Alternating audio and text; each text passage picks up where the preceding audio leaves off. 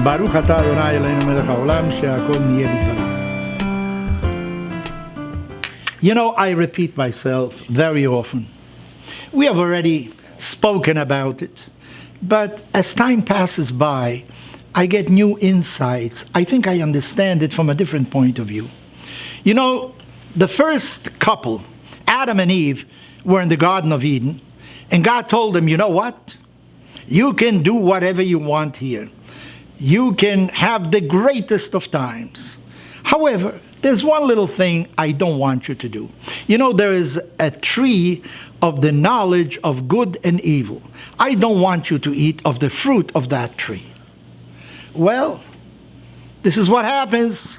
The moment you have a prohibition, you ask yourself, why is it prohibited? I'd like to have it. And the Bible relates how the serpent intervened with Eve, and Eve eventually with Adam. And they ate of the forbidden fruit. What was the forbidden fruit? I repeat again. It was the fruit of the tree of knowledge and of good and evil. I think I mentioned this already once.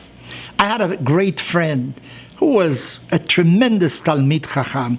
He was very erudite, a philosopher. His name was David Hartman. In one of his books, he says the following. Actually, God should have told the first couple, you know, in order to subsist, man has to eat. So I'm giving you the entire garden, all the vegetables, all the fruits, you can eat whatever you want. However, every day, I want you to bite into this particular fruit, the knowledge of good and evil. That's good.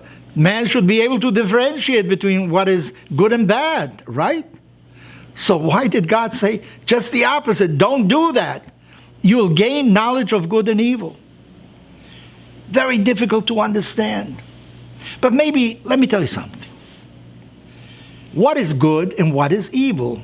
Maybe that would be good for Socrates. He would go in the streets of Athens and ask people, define for me what is good. What is good? What pleases me? What makes me feel better? What gives me a high? What is good? What is bad? Pain. When I don't feel well. When I can't have what somebody else has. I don't like it. What is evil? I think that the great danger of eating of the fruit of the knowledge of good and evil was that man was going to establish his own definition of what good is and what evil is. By the way, do you think that the Nazis who executed the most atrocious assassinations in the Second World War thought they were doing something wrong?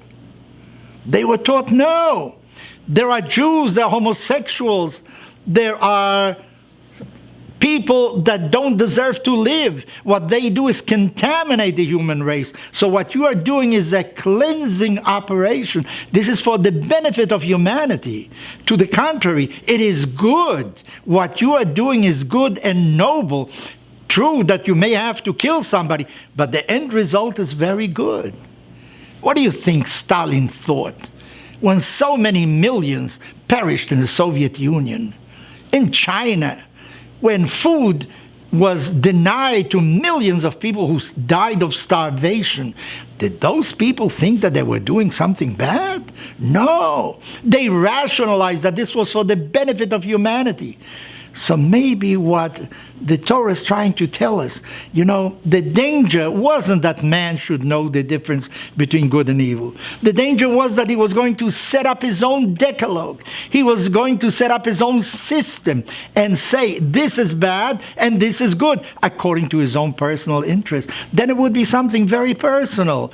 Very subjective. What is good for you is not necessarily good for me. What is bad for you is not necessarily bad for me. There would be a constant struggle in humanity as to what is good and what is bad. Maybe that is the reason why God did not want man to eat from the fruit, because eventually he would establish a system that would be self-serving for his own base interest without taking into consideration the needs of others, until eventually God revealed revealed himself and gave you a constitution. Those are the 10 Commandments, the Torah. You want to know what is good? The Torah tells you what is good. And it's good for everybody, not for you only, for entire humanity.